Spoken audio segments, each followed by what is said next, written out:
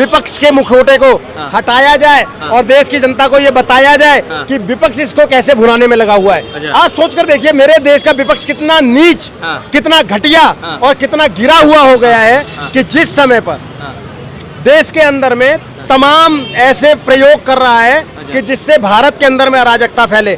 जब बांग्लादेश में होता है तब कुछ, और ये कुछ चेहरे हैं, ये वही चेहरे हैं जो कांग्रेस को सपोर्ट करते हैं, ये वही चेहरे हैं जो इंडिया अलायंस को सपोर्ट। बार बार ये कह रहा हूँ नेपाल में जो हो गया उस पर हम चर्चा कर लेंगे, लेकिन आज मैं ये कह रहा हूँ कि वो नेपाल का मामला है ना।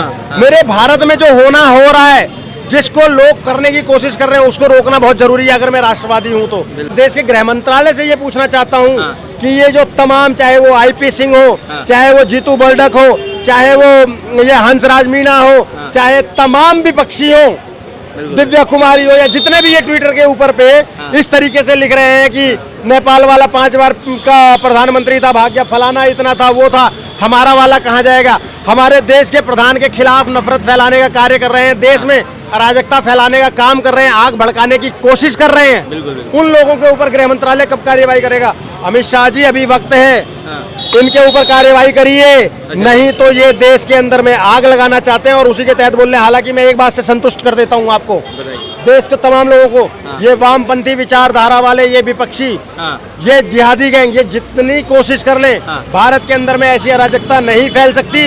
उसका सबसे बड़ा कारण ये है कि सेना तो मेरी डिसिप्लिन में है ही है, मजबूत सरकार तो है ही है, लेकिन हम राष्ट्रवादी अपनी छाती आगे लेकर खड़े हैं और इन जिहादियों को, इन वामपंथियों को इनके मंसूबे में कामयाब नहीं होंगे। कि क्रमवार तरीके से सीए के नाम पर ये गांधी मैदान गिरवाते हैं, शाहीन बाग गिरवाते हैं, फिर दिल्ली में दंगा करवा देते हैं, दिल्ली में दंगा करा देते हैं। उसके बाद में ये समय समय पर किसान आंदोलन में लाल किले पे सर ट्रैक्टर तक चढ़वा देते हैं। सोच कर देखिए, जैसे शरजील इमाम जेल में सड़ रहा है ना, इसी प्रकार से तमाम ये जितने भी लोग भारत के खिलाफ ये एजेंडा चलाने पर लगे हुए ट्विटर के ऊपर कि हमारे वाले का क्या होगा, हमारे वाले विरोधी बात ही है और देश के अंदर में अराजकता फैलाने वाला ही ट्वीट है, इस पर एक्शन होना चाहिए। हालांकि तेजस्वी यादव जैसे दो कौड़ी के लोग, दोगले लोग वही हैं। ये लालू यादव जो पेरियार को मानता था, जो राम के अस्तित्व पर सवाल उठाता था, आज इनकी सच्चाई नजर आ रही है ना।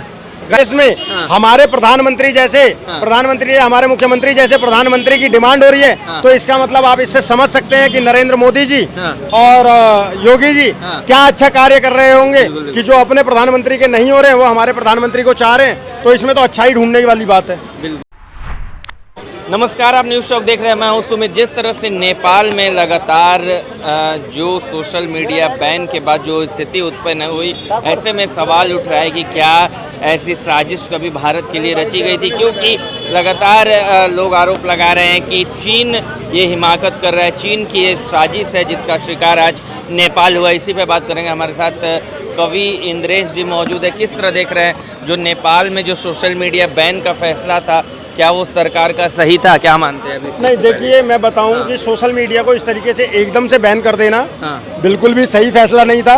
और जो ये ओली ओली करके नेपाल के प्रधानमंत्री थे, इन्होंने बहुत सारे फैसले ऐसे लिए जो नेपाल के हित में नहीं थे और नेपाल की जनता सिर्फ इसको सोशल मीडिया बैन होने की वजह से इस तरीके से उग्र नहीं हो गई। उसके जो अब हम वीडियोज देख रहे हैं, बहुत सारे अलग अलग चीजें निकल कर आ रही हैं, जिसमें ये समझ में आ रहा है कि वहाँ की जनता वहाँ के प्रधानमंत्री की नीतियों के खिलाफ हो चुकी थी। वहाँ पर अराजकता फैलाने का कार्य किया जा रहा था पहले से, और ये कहीं ना कहीं बिल्कुल वैसी ही डीप स्टेट की साजिश नजर आती है जैसे बांग्लादेश हुआ, जैसे श्रीलंका हुआ, ऐसे आज नेपाल हुआ है। लेकिन यहाँ पर मुख्य बात जो समझने की है, इसको समझिए, ये मीडिया की नैतिक जिम्मेदारी है कि अगर आप सच में, क्योंकि मीडिया हो तो देश का चौथा स्तंभ हो, राष्ट्र का चौथा स्तंभ हो, और जो चौथा स्तंभ हो तो राष्ट्रवाद तो कूट कर भरा होगा।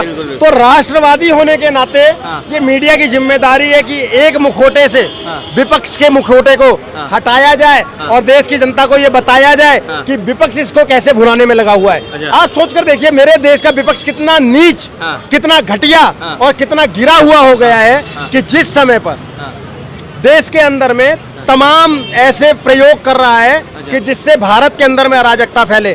जब बांग्लादेश में होता है तब कुछ, और ये कुछ चेहरे हैं, ये वही चेहरे हैं जो कांग्रेस को सपोर्ट करते हैं, ये वही चेहरे हैं जो इंडिया अलायंस को सपोर्ट करते हैं। सुनिए, पूरा खत्म नहीं हुआ, मैं पूरा बताता हूँ।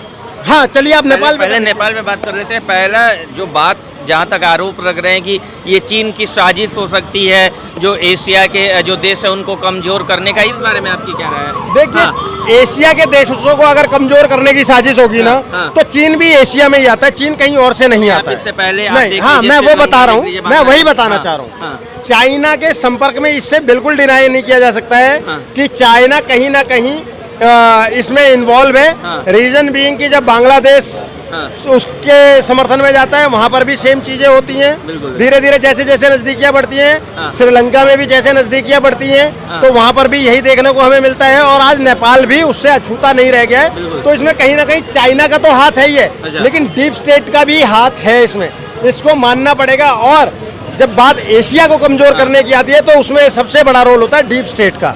इस बात को इनकार ना करें। और वो डीप स्टेट कहीं ना कहीं भारत में भी अपने जड़ें फैलाने की कोशिश में लगा हुआ है। मैं बार बार ये कह रहा हूँ, नेपाल में जो हो गया उस पर हम चर्चा कर लेंगे, लेकिन आज मैं ये कह रहा हूँ कि वो नेपाल का मामला है ना।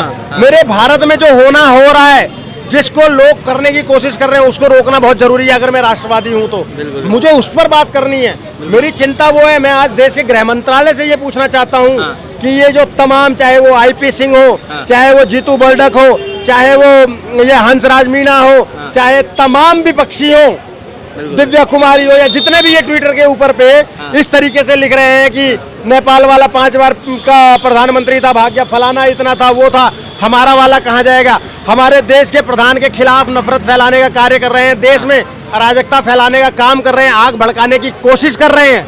उन लोगों के ऊपर गृह मंत्रालय कब कार्यवाही करेगा? अमित शाह जी अभी वक्त है, इनके ऊपर कार्यवाही करिए, नहीं तो ये देश के अंदर में आग लगाना चाहते हैं और उसी के तहत बोल रहे हैं। हालांकि मैं एक बात से संतुष्ट कर देता हूँ आपको, देश के तमाम लोगों को, ये वामपंथी विचारधारा वाले, ये विपक्षी, ये जिहादी गैंग, ये जितनी कोशिश कर लें, भारत के अंदर में ऐसी अराजकता नहीं फैल सकती। उसका सबसे बड़ा कारण ये है कि सेना तो मेरी डिसिप्लिन में है ही है, मजबूत सरकार तो है ही है, लेकिन हम राष्ट्रवादी अपनी छाती आगे लेकर खड़े हैं और इन जिहादियों को, इन वामपंथियों को इनके मंसूबे में कामयाब नहीं होने आप कैसे देखेंगे? इससे पहले सीएए को लेकर प्रोटेस्ट हुआ, वक्फ बोर्ड को लेकर देश भर में तमाम तरह के प्रोटेस्ट हुआ, तो कहीं ना कहीं आग भड़काने की तो कोशिश हो रही है। मैं वही बोल रहा हूँ ना सर कि क्रमवार तरीके से सीए के नाम पर ये गांधी मैदान गिरवाते हैं, शाहीन बाग गिरवाते हैं, फिर दिल्ली में दंगा करवा देते हैं, दिल्ली में दंगा करा देते हैं। उसके बाद में ये समय समय पर किसान आंदोलन में लाल किले पे सर ट्रैक्टर तक चढ़वा देते हैं। सोच कर देखिए, तो इनकी ये साजिश है। ये छोटे छोटे काम तो करे जा रहे हैं, लेकिन क्योंकि हमारा प्रशासन, हमारी सरकार और हमारी सेना मजबूत है, भारत के राष्ट्रवादी इनके मंसूबों को ध्वस्त कर रहे हैं, इस वजह से कहीं ना कहीं वो अराजकता नहीं फैल रही है।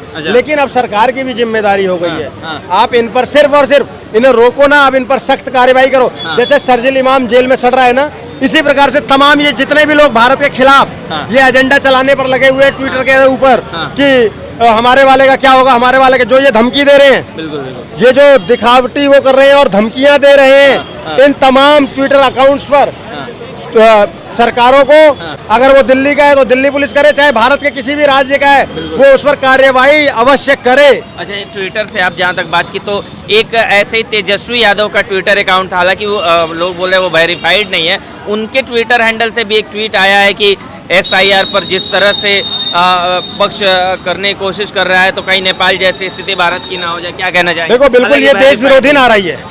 ये एक्चुअली वेरीफाइड हो या ना हो, तेजस्वी यादव ने उसका खंडन किया क्या? ये पूरी तरीके से देश विरोधी बात ही है और देश के अंदर में अराजकता फैलाने वाला ही ट्वीट है। इस पर एक्शन होना चाहिए। हालांकि तेजस्वी यादव जैसे दो कौड़ी के लोग, दोगले लोग वही हैं। ये लालू यादव जो पेरियार को मानता था, जो राम के अस्तित्व पर सवाल उठाता था, आज इनकी सच्चाई नजर आ रही है ना। गया में जाके उसी राम के शरण में पहुंच गए ना, गया में जाके पिंडदान कर रहे हैं अपने बाप का। जिस ब्राह्मणवाद के खिलाफ बातें करते थे, उसी ब्राह्मण से अपने बाप का पिंडदान करा रहा है ना लालू यादव। बिल्कुल बिल्कुल। तो ये लोग, इनकी कथनी और करनी में फर्क है। देश की जनता को ब्राह्मणवाद के खिलाफ भड़काएंगे, देश की जनता को राम के खिलाफ भड़काएंगे और बाद में उसी ब्राह्मण से जाकर अपने बाप का पिंडदान कराएंगे, उसी राम की शरण में घुस जाएंगे। सोच कर देखिए। तो ये दोगले लोग हैं हाँ। और ये देश में अराजकता फैलाने का काम कर रहे हैं। इन पर सब पर कार्रवाई होनी चाहिए। कहीं ना कहीं जो नेपाल में जो स्थिति हुई, क्या नेपाल में जैसी स्थिति हुई, क्या भारत को भी सतर्क रहने की जरूरत है? भारत को सतर्क रहने की बहुत आवश्यकता है। हाँ। क्योंकि भारत में अराजक तत्व अराजकता फैला सकते हैं। हाँ। हालांकि हम राष्ट्रवादी लोग अपने मोर्चे पर अड़े हुए हैं। हाँ। हम इनके हर तो वो भी तो राष्ट्रवादी है ना, जो नहीं, नहीं। नेपाल में किया उन्होंने सर- अपने लिए, तो वो राष्ट्रवादी है। मेरी बात सुनिए। हाँ। राष्ट्रवादी हाँ। मैं नहीं मानता हूं। उसका एक कारण है सर। अच्छा। अगर आप राष्ट्रवादी हो हाँ। तो किसी भी सूरत में राष्ट्र की संपत्ति को हाँ। नुकसान नहीं पहुंचाओगे। किसी भी सूरत में अपने राष्ट्र को नुकसान नहीं पहुंचाओगे। अच्छा। अब विरोध के तरीके बहुत सारे होते हैं। हाँ। मैं हिंसा का समर्थन इस तरीके से बिल्कुल नहीं करता हूं। हाँ। अगर आप सच में राष्ट्रवादी हो तो अपने राष्ट्र को नुकसान कैसे पहुंचा सकते हो? बिल्कुल। राष्ट्र तो मेरा है ना।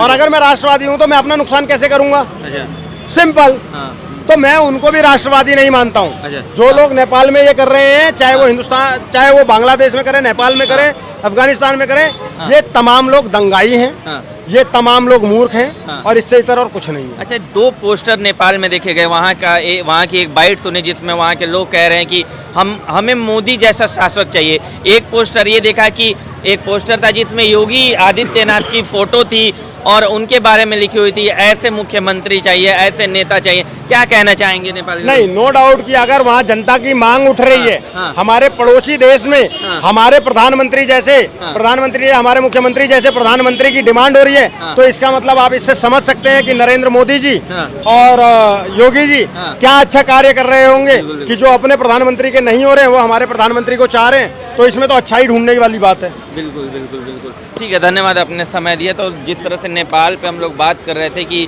नेपाल में जिस तरह से जो स्थिति बनी हुई है, कहीं ना कहीं भारत में भी कहीं ना कहीं जो है व्यवस्था बिगाड़ने की कोशिश हो सकती है। कुछ लोग लगे हुए हैं। बहरहाल आप न्यूज़ शो को सब्सक्राइब कर लीजिए, देखते रहिए। नमस्कार।